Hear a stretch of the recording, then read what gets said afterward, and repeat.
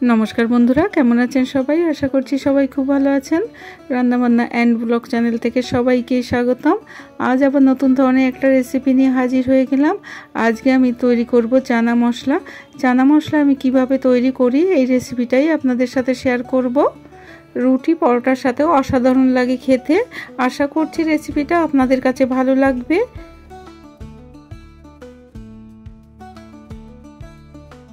কাবলি চানাটাকে আমি সারা রাত ধরে ভিজিয়ে রেখেছিলাম। 4 ঘন্টা 5 ঘন্টা ভিজিয়ে রাখলেও হয়। এরপরে আমি প্রেসার কুকারে সেদ্ধ করে নিয়েছি। সেদ্ধ করার সময় সামান্য একটু লবণ দিয়ে দিয়েছিলাম। কাবলি ছোলাটাকে আমি আগে থেকেই সেদ্ধ করে রেখেছিলাম। এরপরে দেখুন কড়াই আমি বসিয়ে দিয়েছি গ্যাসের চুলায়। এরপরে দিয়ে দিচ্ছি 4 চামচ মতো আমি সরিষার তেল, আর ফোড়নে দিয়ে দিচ্ছি 2টো শুকনো লঙ্কা, 2টো তেজপাতা, গোটা গরম মশলা আর জিরা। ফোড়ন থেকে একটু সুগন্ধ বেরোলে আমি দিয়ে দেব একটা মশলা করে রেখেছিলাম, সেই মশলাটা দিয়ে দেব। মশলার মধ্যে 1 চামচ আদা বাটা, 1 চামচ জিরা গুঁড়ো, 1 চামচ ধনিয়া গুঁড়ো, 1 চামচ শুকনো লঙ্কার গুঁড়ো।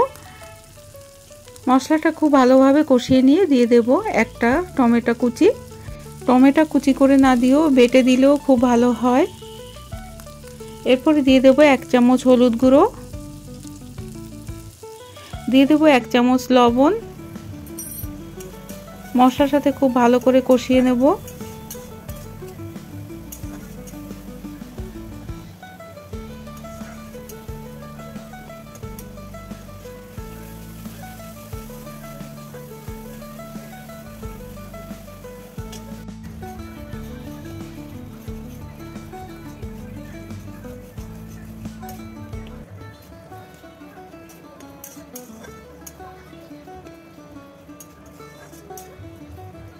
মশলা থেকে তেল ছেড়ে এসেছে।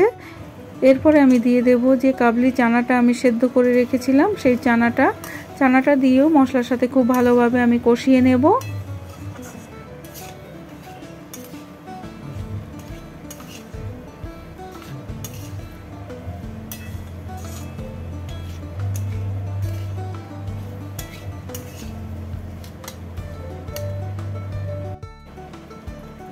দিয়ে দিচ্ছি 1/2 চামচ মতো চিনি।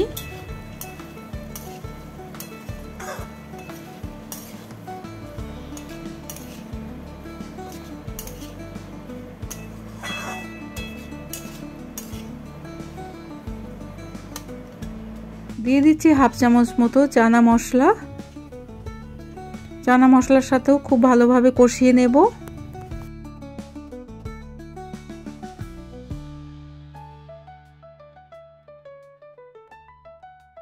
দিয়ে দিচ্ছি গরম জল। জলটা আমি আগের থেকেই গরম করে রেখেছিলাম, সেই জলটা দিয়ে দিলাম। জলটা পরিমাণ মতো দিতে হবে।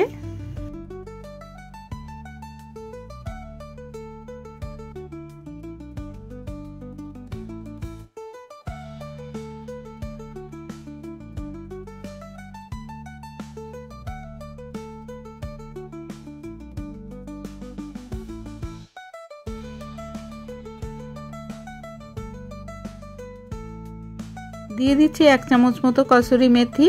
কসুরি মেথিটা হাতের সাহায্যে এইভাবে একটু ম্যাশ করে দিয়ে দেব। চানা মশলা রান্না করার সময় আলু সেদ্ধ করে যদি ম্যাশ করে দেওয়া হয় খুব ভালো হয়, ঝোলটা একটু ঘন ঘন হয়। আমি দিইনি, আপনাদের ইচ্ছা হলে দিয়ে নিতে পারেন।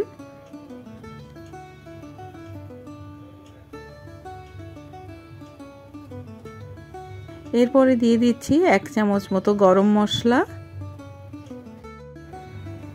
গরম মশলাটা দিয়ে আমি কিছুক্ষণ একটু ঢাকা দিয়ে রেখে দেব, তারপরে আপনাদের দেখাচ্ছি। নিরামিষ দিনে কিন্তু লুচি, পরোটা আর রুটির সাথে কিন্তু এই চানা মশলাটা আপনারা বানিয়ে নিতে পারেন। খেতে কিন্তু ভীষণই ভালো হয়েছিল। নিরামিষ তাতে কি হয়েছে, খেতে কিন্তু খুবই ভালো হয়েছিল। উপর থেকে একটু আমি ধনেপাতা কুচি দিয়ে দিচ্ছি।